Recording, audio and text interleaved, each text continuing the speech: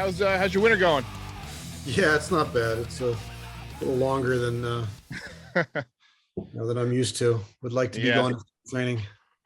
Yeah, I think we all would. I think we'd all Yeah. like to get it on. We lost Gerald Williams on Tuesday. You've, of course, been around the Yankees, been around New York for a long time. Do you have any Gerald Williams stories you'd like to share? I didn't really get to know Gerald very well. My first year was 2001. He had been with the Yankees in the early mid 90s and came back actually in 2001. He was with them for the second half of the season. I forget exactly. Sometime I think in maybe August they reacquired him, and he was there for the rest of the way. So he was on that 2001 team, and I would see him occasionally here and there. I didn't get to know him really all that well, but so many people that I talked to yesterday after hearing the awful, tragic news was that that he was such a great teammate and a very positive person. That's something that everybody kind of kept talking about. Like, listen, it's hard to stay upbeat in a game of baseball, right? I mean, it drags you down. It's every day, and there's a lot of failures to go along with your successes. And here's a guy who was always telling his teammates about being positive. And that stood out to me from the messages I was getting yesterday after this, that's how people remembered him. And I didn't know that he was ill. I don't know how many people did know that. I know that some of the people I talked to were taken aback and surprised because they did not know. But it sounds like that positive outlook, I'm guessing from the type of person that people say he was, that's something he carried with him while he was battling this. And, maybe that's one of the reasons why, we didn't know about it. Nobody, not a lot of people did know, but yeah, I do know people that were very close to him. You saw Derek Jeter's statement. One of Jeter's closest friends from his earliest days in the Yankees organization. Bernie Williams as well. Bernie was very heartbroken by this, and a lot of people who knew Gerald back in the day, all sharing those same thoughts. Yeah, Gerald Williams, to me, he was one of those guys that, even though he wasn't statistically the best player, he was still one of my favorite players just because of his energy level. You know how some players just kind of have that energy. And I'll never forget that catch he made to preserve Dwight Gooden's no-hitter. So rest in peace to Gerald Williams. Terrific outfielder. And there was a time in the Yankees organization where people thought that Gerald was the better Williams, was going to be a better ball player. Bernie Williams ended up having this outstanding, amazing 16-year career with the Yankees. But there was a time with, some of the things you're talking about, like athletically in the outfield, Gerald had, better tools than Bernie Williams as an outfielder. And so that stood out to a lot of people. And, he ended up having a really good career and bounced around to some different teams. And, it's hard to last in this game a long time. You're talking about 20 something thousand players who've ever played the game, even for a day. And think about the people who played it for 10, 12 years, like Gerald Williams did. It's an impactful player. It's not a superstar player. It's not a Hall of Fame player, but certainly an impactful player and one that many people remembered yesterday. Obviously, right now, baseball is dealing with this lockout. Traffic is slow. Interest is down. It's exactly what baseball doesn't want. Things seem to be getting more contentious. Do you expect that this thing is going to continue to drag on? And if it does, what's the roster construction period going to look like? Are we going to, dive right into spring training and then have teams making those awkward moves where they're sending somebody who's already reported to spring training, like David Wells did that one time? I wrote a long piece about this a week ago on WFAN.com. Why luxury? I mean, you hear about it a lot, but I don't think anybody really likes to understand why it was so impactful. In the last CBA, the penalties were stepped up for going over the luxury tax thresholds. If you go back over the course of the early mid 2000s and even the early part of the last decade, the Yankees routinely went over the luxury tax threshold because all it cost them was money. all it cost them was a few extra $1 million. And, as people like to point out, the Yankees are worth a lot of money. They have high revenue, highest revenues, worth a fortune. They can afford to go over the luxury tax. But starting in 2017, the thresholds, if you exceeded the thresholds and the tax levels, and, in addition to the money and the surcharges and all that, you lost places in the draft. You would lose places, money for international draft. It's not draft, international signings of players. So you would lose your ability to improve your farm system by exceeding luxury tax thresholds. And you saw both the Yankees and Red Sox in different ways pull the throttle back on their spending. And a lot of it had to do with the exceeding penalties for going over. It wasn't just paying money like it was in the mid 2000s. And on top of that, if you went over the portion of money that was collected in taxes used to be divided up between funds that went to the players' pensions and another fund that helped some other programs throughout MLB, like rookie programs and domestic violence programs, things like that. Starting in 2017, that money started to be funneled elsewhere, including a portion of that was going to go to any team that did not go over the luxury tax threshold.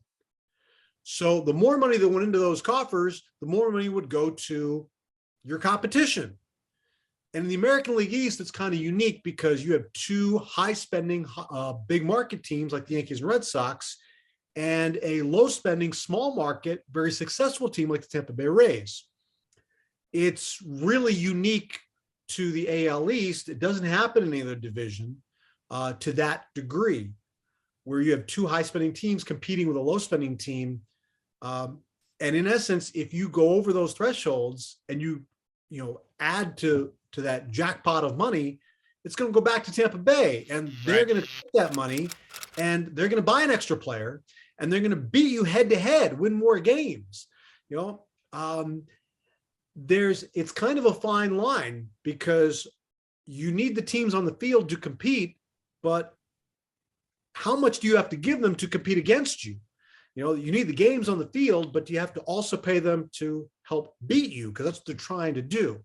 So that's what drives the Yankees' reluctance to go over the tax thresholds. It's not some, I hear a lot about, the Yankees just want more profits. And listen, everybody wants more profits, right? They're not throwing that back. Right. But it's philosophically based on the idea that the more you spend, you're hurting your ability to improve your own farm system. And I understand one of the criticisms is, well, the Yankees don't develop, but it's not about bringing guys up all the time. When you want to make trades, you're trading minor leaguers. Okay. There is still capital in those minor leagues, even if they don't develop into core 4 Hall of Fame type players. You're trading minor leaguers, draft picks, international guys to get the players you need at a trade deadline. So that is just as valuable to the New York Yankees as a minor league system as it would be to some other team bringing up their players. So this is a really long way of me telling you that the system changed in 2017, and that's what pulled the Yankees spending back. And until you see what's happening, the players see that, the players union sees that, and they know that free agents aren't truly free agents getting their highest market value if the biggest spenders are not willing to spend on them. So the union is trying to, in addition to taking care of the bottom of the chain with tanking, they're also looking out for the top of the chain and trying to get their best players into true open bidding, where the largest spenders can and will freely bid on them. So that's where the Yankees and the luxury tax situation comes into play. And, I've talked to people from the union who say the proposals from the owner's side have not met their expectations for raising the tax thresholds and lowering the penalties for going over those thresholds. That was severely punitive in the union's mind in the last CBA. So they would like to see that reduced, and they're not going to make a deal, I'm told, unless there are, pretty significant changes to that tax threshold structure. And I hope, you understood, just explain why it's important for Yankees fans to understand that. That's probably the most precise explanation that I've heard of exactly what's going on with the labor situation. So kudos to you. Just by the complexity of the problem, it doesn't sound like something they're going to wrap up in the next couple of weeks. Are we looking at possibly a Memorial Day opening day this year? Oh gosh, I hope not. I hope it's not that long. Once you start getting to the point where you know that you're going to miss regular season games, that's when the deadline gets, pushed hard. And as we know, nothing happens in any walk of life. It's not just, sports negotiations, but nothing happens until you get close to a deadline, So until you get close to the idea of missing games, real regular season games that impacts attendance and TV ratings and all the stuff that goes with it, that's when you'll start to see sides move and make concessions. To your earlier question, I didn't really answer this. I think they're going to have to build in some sort of a period to make your roster moves. You have hundreds of free agents out there still. Right. Those players have to be, teams have to make their roster decisions. And teams like the Yankees and the Red Sox, the Dodgers, the traditional big spenders didn't really spend a lot in the pre-lockout period because they wanted to know what the rules were and to see how restrictive and how punitive the tax thresholds were going to be. The Dodgers spent some, but really only because they re-signed their own player, Chris Taylor. That's where most of their money went to signing. So otherwise, they didn't really, nobody really spent big of the traditional big spenders. So you're looking at definitely some sort of period of, 10 days, 2 weeks, where you're going to have to get teams to make all those roster moves and decisions, trades and free agents and all things like that before you're able to get through a spring training. So this is, in essence, kind of the calm before the storm. So we might see the inverse of this completely silent period as soon as the lockout is over. That's interesting. Well, you saw that that free agent frenzy right before the lockout. You're going to see a lot more of that. I mean, I would guess that's only, that's just the appetizer, because there's a small fraction of the players that have to move and have to sign. You have to get through a Rule 5 draft. You have to get through arbitration hearings. They exchange figures. You exchange figures and salary arbitration. None of that's happened yet. So you have hundreds of players that are going to be free agents. You have, I don't even know, it's like dozens more that have arbitration to go through. So yeah, there's going to be some significant, there needs to be some significant time allotted to make those roster moves once the teams have agreed to, say, a framework of a deal, because the actual ratification of a CBA takes a long process too, as the lawyers go through all the language of stuff. So it seemed like the Yankees' strategy leading up to the lockout was to protect the players on the 40-man roster that they're sure have some value. That's why we saw guys like Steven Ridings get added. We saw guys like Tyler Wade get shipped off.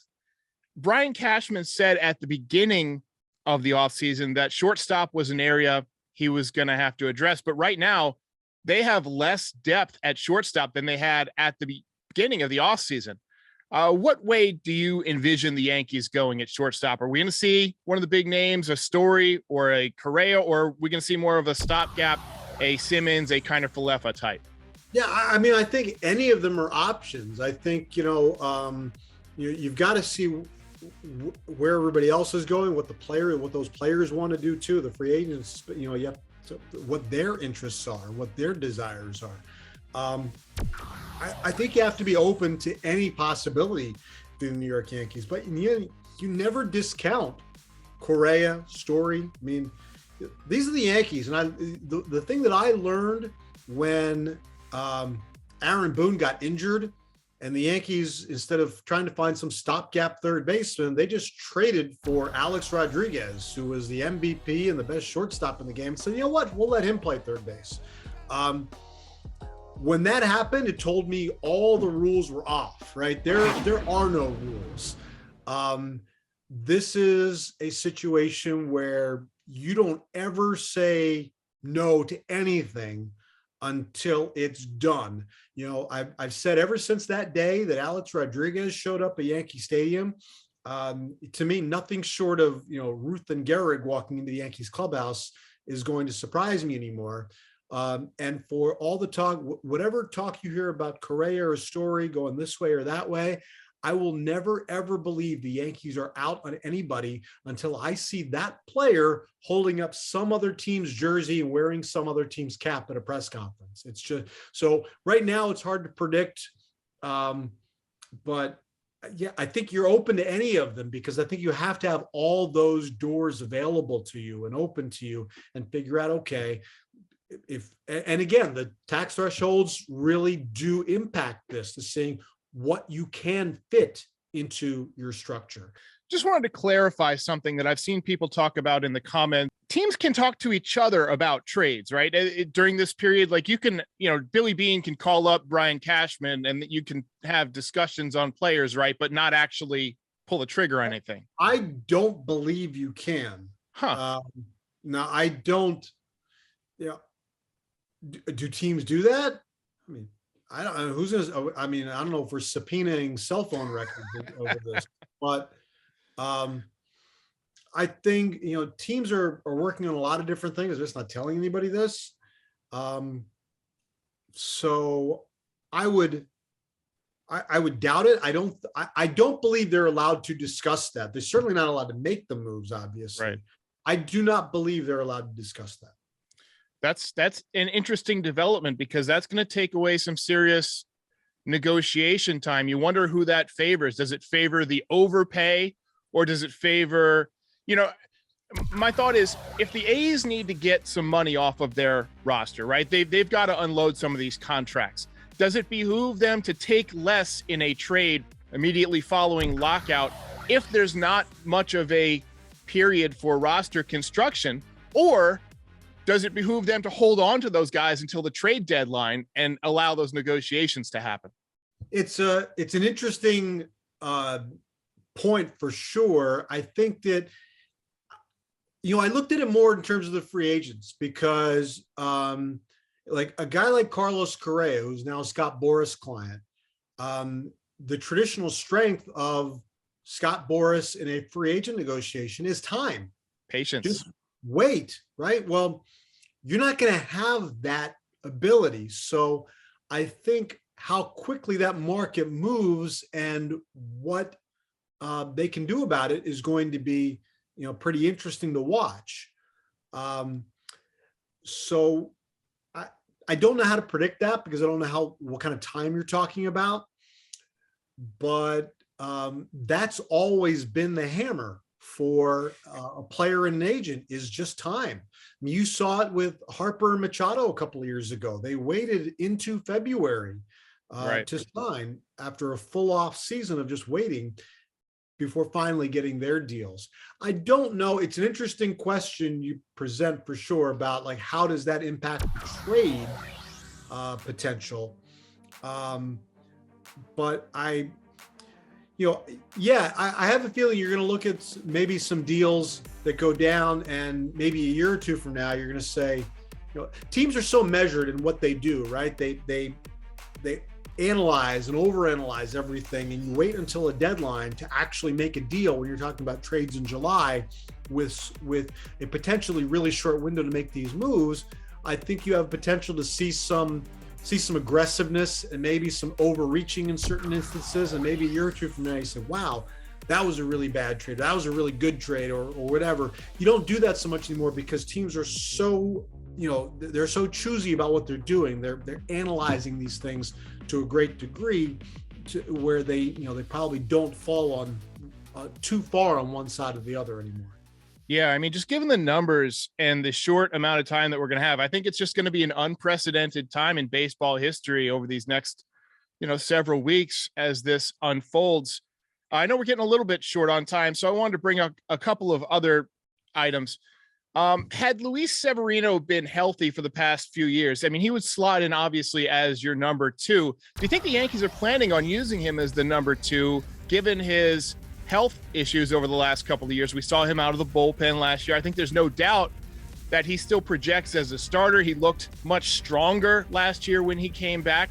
Or do you think the Yankees might try and you said anything's possible, might try and supplement the rotation with somebody in between Cole and Severino and Montgomery, somebody like a Rodon, to try and strengthen out the bullpen if you're unable to really reinforce the offense? Yeah, I think they're always looking out for a pitcher like that. I don't think it means anything in terms of Luis Severino. I don't think, let's say, for example, they sign one of these guys you're talking about. I don't think they say, well, Luis, now you can start pitching like a number 4 or number 5, because we have, I mean, you go out there, you're pitching to be, your best. And I think the Yankees hope that he returns to some sort of form they saw a couple of years ago that projects him as a number 2 or number 3 type of starter behind Garrett Cole. They can certainly look to add pitching, and probably will at some point. But I'm excited to see what Luis Severino can bring you back healthy again, because he's, it's been so long since we saw him. And I've told this story a number of times. I mentioned it again on SNY last night, when he pitched against the Phillies in 2018, dominated the Phillies in a game at Citizens Bank Park. And the next day, Phillies people are talking to me about him and saying, wow, we haven't seen that in a long time. Nobody's done that to us this year. Well, they're in the NL East, and they watch Jacob deGrom and Max Scherzer up close all the time, and they were blown away by what Severino did to them. Now, that's 4 years ago, and there's been a lot happen to Luis Severino since then. But if he can, show you that he's healthy again and bring back some of that, even just a fraction of that, that's a really good piece for the Yankees. And putting that behind a healthy, strong Garrett Cole, I think, gives you a solid rotation in addition to whatever else you have. Jordan Montgomery, I think, is a key piece here too. If you're talking about Montgomery as a 3, 4, or 5 starter in a playoff scenario, I think you'd feel pretty good about that. Yeah, Jordan Montgomery, I think, kind of gets underrated by Yankees fans and maybe baseball fans in general. His WAR last year was over 3. And even though he had a 6-7 record, he's kind of the poster child for why you don't want to rely on a pitcher's win and loss record as the final metric on how good they are, because he was really solid. He had about 15 starts where he allowed 2 runs or less. I mean, he was pretty solid out there. A couple more questions here. We've seen a lot of reports recently on Freddie Freeman. We saw the report on Anthony Rizzo possibly going back to the Cubs. But if teams are unable to speak to players and speak to each other, it sounds like, about trades or whatnot, where are these stories coming from? And is it commonplace for, I guess, teams to put out stories in order to kind of shift the narrative and create doubt in negotiations? I saw the story broke about the Yankees were unwilling to trade Peraza, right, for Matt Olson. And then a few days later, I see that the Yankees are reportedly going to go strong after Freddie Freeman. And it seemed like, these could be stories that are put out there to maybe drive down the price for Matt Olson or drive down the price for Anthony Rizzo. Since teams can't negotiate, do you think there's anything to the stories being planted in the media to create kind of an open broadcasted negotiation and to create doubt? I can't speak to specific motive of what they do and why, but I think, there are a lot of reporters and a lot of good reporters who are asking questions and trying to get some bits of information.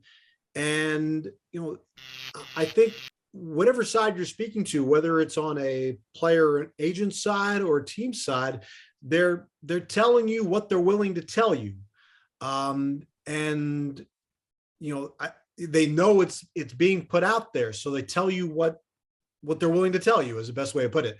I can't speak to how calculated it is, but I mean, I'm sure there's some of that. There's a lot of interest in, because, when the teams are talking to each other, how truthful are they being to each other? Everybody's trying to get what they can get for the best value. The teams want to get the player they want for the absolute minimum cost in player acquisition or dollars that they have to spend. The player, if he's a free agent, is trying to get the best deal, the most money that he can possibly get. So, yeah, there's always a little bit of that give and take. I mean, I'm not going to sit here and tell you that people lie about this or lie about that or plant it. I don't have that experience of it, but I can tell you that they're always telling you what they're willing to tell you, if that makes sense, in a negotiation. That does make sense. Put a story out that you want to be heard. All right. So changing topics a little bit out of left field here. Let's say you get called up to hit at Yankee Stadium. What's your intro music? I ask everybody who joins this podcast, what would be their walk-up song? I've been asked that before, and I kind of waffle on it because, I have some varying music tastes sometimes. I think a couple of years ago, I think I told Jeff Pearlman that I was going to stick with Crazy by Gnarls Barkley because I think it's the best song that's been written in this century, and I don't want you to at me over that. But I waffle on it. I still waffle on that. I come back to something that is maybe a little more appropriate for me is Tom Petty's "Even the Losers Get Lucky Sometimes." I walked up and got a hit. That would probably be the definition of it. That's fantastic. And I've always seen your interviews and you have these movie posters behind you. I'm, of course, a movie fan. I got some movie stuff behind me. Do you have a favorite baseball movie? And if so, what is it? The posters behind me right now are The Untouchables and Hoosiers. They are, two of my all-time favorite. And the Hoosiers one I like because it's not Hoosiers. People say it and they say, well, that's not a Hoosiers poster. It is. It's the European. It's actually an original poster for the European release of Hoosiers. It's called Best Shot, which I guess they didn't necessarily know how to translate Hoosiers in Europe, so they called it Best Shot. That's great. The thing I like about it is the tagline is the old Vince Lombardi line: "Winning isn't everything; it's the only thing." Which, if you've seen the movie, that's the exact opposite of what Hackman teaches his kids. So I think that poster, it just spoke to me, so I had to have it, and so I bought that, and that's what's hanging on my wall.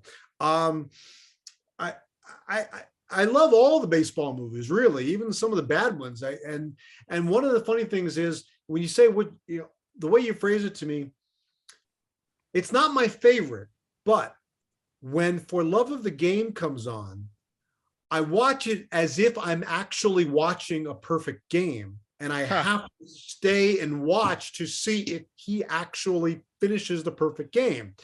And he always does.